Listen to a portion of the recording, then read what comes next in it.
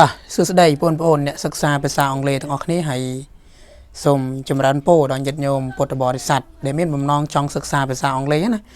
ចឹងហើយនេះអាត្មាភាពមាន clear ចំនួនប្រហែលជា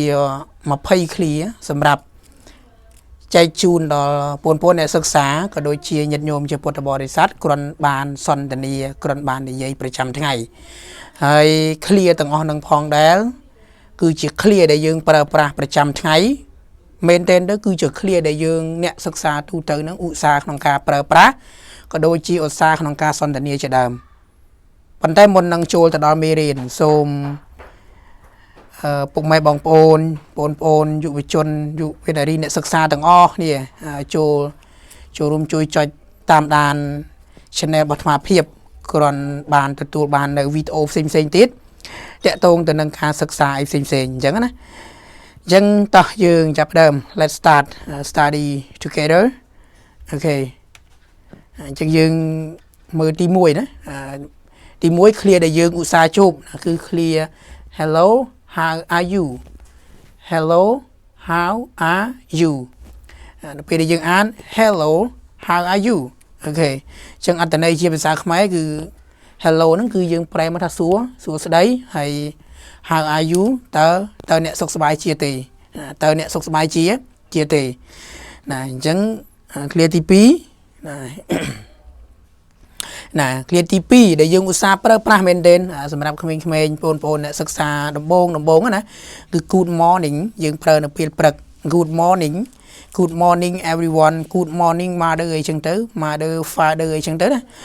បងប្អូនដែលឧស្សាហ៍ប្រើនៅពេលព្រឹកហើយការប្រើពាក្យ good morning នេះល្អណាយើងប្រើសម្រាប់ជាការតំណាក់តំណងឬក៏យើងប្រើនៅក្នុងការតាក់ទងពីភាពសាមញ្ញណាយើងប្រើអញ្ចឹងដល់ពេលយើងប្រែណាយើងប្រែថាអរុនសួស្តីណា good morning អរុនសួស្តីយើងចូលដល់clear បន្តទៀតណា clear បន្តទៀតហ្នឹងគឺណា good afternoon ណា good afternoon អញ្ចឹងសេចក្តីប្រែរបស់គេគឺសួស្តីពេលរសៀលអានេះយើងប្រើប្រាស់នៅពេលរសៀលណាបងប្អូនអ្នកសិក្សាយើងត្រូវដឹងផងពីរបៀបនៅក្នុងការប្រើប្រាស់អញ្ចឹងគឺពាក្យ good afternoon នេះយើងប្រើប្រាស់នៅពេលរសៀលអញ្ចឹង clear បន្តទៀតណា good evening ណា good evening នេះ clear មួយនេះក៏យើងឧស្សាហ៍ប្រើដែរអញ្ចឹងយើងមើលសេចក្តីប្រែណាសួស្តីពេលល្ងាចណាសួស្តីពេលល្ងាចណាអញ្ចឹង good evening ហ្នឹងហើយអញ្ចឹងយើងតទៀតណា clear បន្តទៀត clear how is it going យើងអាចប្រើអានេះយើងហៅថាជា short form ឬក៏ណាយើងហៅថា short form អញ្ចឹងឯងតម្រង់កាត់ណាបងប្អូនអ្នកសិក្សាប៉ុន្តែដល់ពេលតម្រង់វែងគឺយើងប្រើពាក្យ how is it going ណា how is it going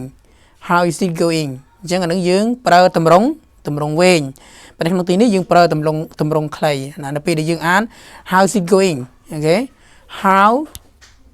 is apostrophe s នេះគឺយើងអាចភ្ជាប់មក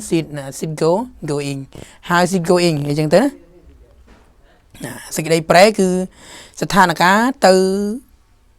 យ៉ាងដូចម្ដេចណាស្ថានភាពទៅយ៉ាងដូចម្ដេចនឹងតកតងជាមួយនឹងយើងសួរពីបញ្ហាអីផ្សេងណា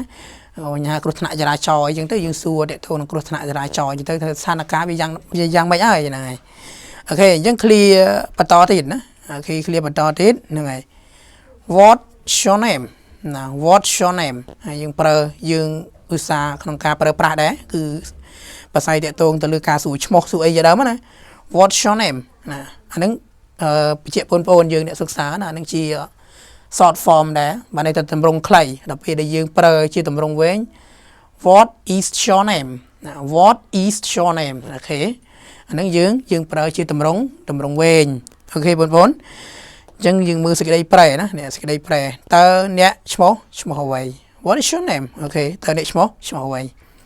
អូខេចូល clear បន្ទាប់ទៀតណា clear បន្ទាប់យើងអាចឆ្លើយតកតងនឹងយើងអាចឆ្លើយណា my name is Sotia okay my name is Sothia my name is Sothia okay យើងឈ្មោះផ្សេងដាក់មក my name is Thira អញ្ចឹងទៅ my name is Suwan អញ្ចឹងទៅអូខេយើងឈ្មោះណាយើងដាក់ឈ្មោះនឹងមកអូខេនេះសេចក្តីប្រែអូខេណា clear មួយទៀតដែលយើងឧស្សាហ៍ប្រើដែរគឺនៅពេលដែលយើងជួបគ្នាថ្មីណាជាទូទៅយើងប្រើ clear មួយនេះយើងពេលដែលយើងជួបគ្នាថ្មីជាទូទៅយើងប្រើអូខេយើងប្រើណា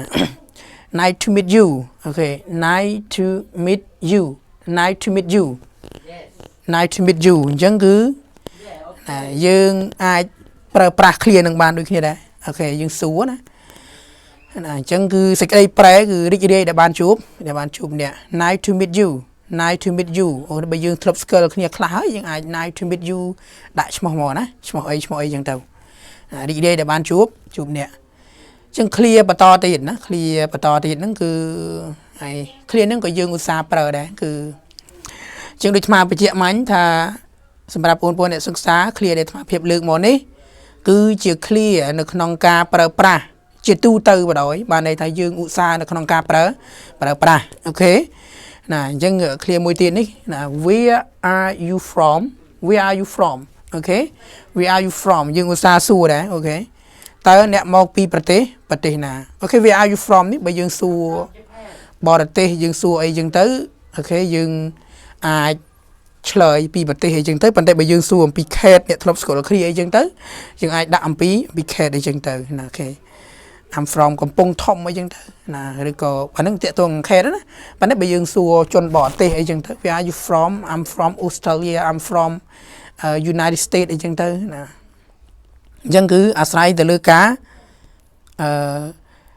ដែលយើងសួរអ្នកនឹងថាតើអ្នកនឹងជាជនជាតិឬក៏ជាជនជាតិខ្មែរអីចឹងទៅអញ្ចឹងគឺទៅតាមនឹងអូខេ clear បន្តទៀតណា clear បន្តទៀតអូខេហើយយើងអាចឆ្លើយបានអូខេ I'm from Cambodia I'm from Cambodia អូខេ I'm from Cambodia អញ្ចឹងបងប្អូនអ្នកសិក្សាដូចអាត្មាភាពបានបញ្យល់មុននឹងហើយថា clear តែនេះអានឹងគេហៅថាជា short form អញ្ចឹងបើជា long form ហើយយើងប្រើមិនបើជា long form I am from Cambodia I am from Cambodia អូខេអញ្ចឹងយើងអាចបរួមអូខេបរួម to be ទៅហ្នឹងទៅជាមួយនឹងប្រធានទៅដាក់ដោយភ្ជាប់ជាមួយនឹង apostrophe s ហ្នឹងទៅapostrophe ហ្នឹងទៅអូខេអញ្ចឹងវា I'm from Cambodia អញ្ចឹងទៅណាអូខេនេះសម្រាប់អ្នកសិក្សាយើងណាពាក្យខ្មែររបស់យើងពាក្យប្រែណាខ្ញុំមកពីប្រទេសកម្ពុជាអញ្ចឹងទៅ clear បន្តទៀតណាបងប្អូន clear បន្តទៀត clear នេះយើងសួរតទៅនឹងរឿងអាយុណា how old are you អូខេណា how old are you ណា how old are you សុវណ្ណតើអ្នកអាយុប៉ុន្មានអញ្ចឹងទៅអូខេណាតើអ្នកអាយុប៉ុន្មានណាសេចក្តីខ្មែរតើអ្នកអាយុប៉ុន្មានអូខេ clear បន្តទៀតអូខេ I'm 20 years old I'm 20 years old I'm 20 years old I'm 20 years old ខ្ញុំមានអាយុ20ឆ្នាំអូខេclear បន្តទៀតណា clear បន្តទៀតយើងសួរតាក់ទងជាមួយនឹងធ្វើការឧទាហរណ៍ថាយើងចង់សួរគាត់ធ្វើការងារអីណាអូខេយើងអាចសួរបានថា what do you do តែនេះបង្កើតដាក់មកអត់ប្រែទេគឺបង្កើតមកដាក់មកដើម្បីបង្កើតឲ្យទៅជាប្រយោគសំណួរណាបងប្អូនណាបង្កើតទៅជាប្រយោគសំណួរវិញ do តែនេះប្រែថាធ្វើអូខេណាពី what នេះបើយើងជាទូទៅបងប្អូនអ្នកសិក្សាគ្នាយើងធ្លាប់បានដឹងហើយសួរតាក់ទងជាមួយនឹងហេតុសួរតាក់ទងជាមួយនឹងកិច្ចការងារអ្វីអីផ្សេងចឹងទៅណាសួរ head Paul និយាយរួមណាអូខេអញ្ចឹងយើងប្រែមកថាតើអ្នកធ្វើការអ្វីតើអ្នកធ្វើការអ្វី what do you do តើអ្នកធ្វើការអ្វីអូខេ clear ទី2 clear បន្តទៀតអូខេយើងអាចឆ្លើយ I'm a student អូខេខ្ញុំគឺជាសិស្ស I'm a student សំលេងធ្វើបងប្អូនធ្វើបញ្ចប់ដោយ T I'm a student អូខេអញ្ចឹងខ្ញុំគឺជាសិស្ស I'm a teacher ខ្ញុំគឺជាគ្រូបង្រៀនអីចឹងទៅណាអូខេយើងបន្តទៀត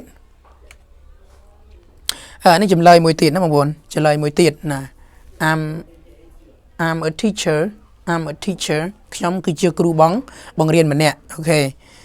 នេះយើងឆ្លើយយើងអាចឆ្លើយអញ្ចឹងក៏បានដែរអានឹងតាមតួនាទីរបស់យើងអីចឹងទៅអាមម៉ាំងខ្ញុំគឺជាប្រសង់មួយអង្គអញ្ចឹងទៅណាclear បន្តទៀត clear នេះយើងឧស្សាហ៍ជួបដែរជាញឹកញាប់មែនតើយើងជួបញឹកញាប់ណាស់ clear មួយនេះណាអូខេ clear មួយនេះគឺអូខេ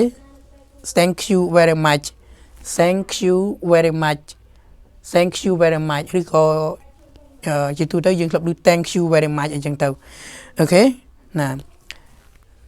thank you very much អូខេសេចក្តីប្រែថាអរគុណច្រើនហើយយើងប្រើច្រើនហើយពុកម៉ែបងប្អូនញាតិញោមមួយអ្នកសិក្សាណាអូខេ thank you very much ចប់ហើយយើងបន្ត clear បន្តទៀត you are welcome សំឡេង you are welcome អូខេបញ្ជាក់ពុកម៉ែក្មួយបងប្អូនអ្នកសិក្សាតើនេះជាប្រភេទ short form ណាបើជា long form you are welcome you are welcome អូខេ you are welcome ណាប្រែមិនអីទេអានេះជា clear ប្រភេទ clear មិនអីទេអូខេ clear បន្តទៀតអូខេ excuse me អត់ទោសឬក៏សំទោសអីចឹងទៅ excuse me I want to ask you about blah blah blah អីចឹងទៅអូខេតទៅទៀត clear បន្តទៀតclear នេះគឺយើងប្រើដែរក្មួយបងប្អូនអ្នកសិក្សាថ្មីថ្មងណា I'm sorry អូខេ I'm sorry ហ្នឹងគឺខ្ញុំសំទោសហ្នឹងហើយclear ខ្លីៗដែរទេអូខេមួយទៀតហ្នឹងហើយ clear បន្ត see you later ឬយើងអានថា see you later or see you later អូខេ see you later អូខេអញ្ចឹងជួបគ្នាពេលក្រោយអូខេតោះ clear បន្តទៀតណា clear នេះក៏យើងឧស្សាហ៍ប្រើដែរជាការសាកសួរគ្នាណាអូខេ have a nice day ណា have a nice day ប្រយោគsorry តែនឹងផ្លេចដាក់សំណួរណា sorry តែនេះក៏ពិតប្រយោគសំណួរទេអញ្ចឹងណា have a nice day អូខេមិនមែននេះជា clear អត់មានសំណួរទេណា have a nice day ណាសូមឲ្យមានថ្ងៃល្អសូមឲ្យអ្នកសំណាងល្អក្នុងថ្ងៃនេះអញ្ចឹងទៅណាហ្នឹងយើងឲ្យន័យទៅតាមហ្នឹងទៅណាអូខេអញ្ចឹង clear បន្ទាប់ណា how are you today ណា how are you today ណា how are you today clear នេះក៏យើងឧស្សាហ៍ប្រើដែរណាសេចក្តីប្រែថ្ងៃនេះតើអ្នកសុខសប្បាយជាទេណាថ្ងៃនេះអ្នកសុខសប្បាយជាទេ how are you today អូខេ clear បន្តណាយើងចិត្តចប់ដែរហើយមិនយូរទេណាហើយថា clear បន្តទៀតនេះគឺតកតងជាមួយនឹងការដែលយើងចង់ឲ្យនរណារងចាំយើងម្នាក់អីចឹងទៅ please wait a moment please wait a moment អូខេធ្វើផងបងប្អូនសំលេងណា please wait a moment អូខេសេចក្តីប្រែសូមរងចាំបន្តិចអូខេសូមរងចាំបន្តិច please wait a moment ណាគិតកំពុងស្លៀកពាក់ខោអាវអីចឹងទៅអាហ្នឹងចឹងណាclear បន្តណា clear បន្ត clear នេះក៏យើងឧស្សាហ៍ប្រើដែរណាណា clear ថាយើងចង់សុំនរណាម្នាក់ឲ្យជួយអីចឹងទៅណា can you help me ណា can you help me ណាតើអ្នកអាចជួយខ្ញុំបានអត់សំណួរទេតើនេះណាប្រយោគសំណួរទេ can you help me តើអ្នកអាចជួយខ្ញុំបានអត់អូខេតើអ្នកអាចជួយខ្ញុំបានអត់ណា can you help me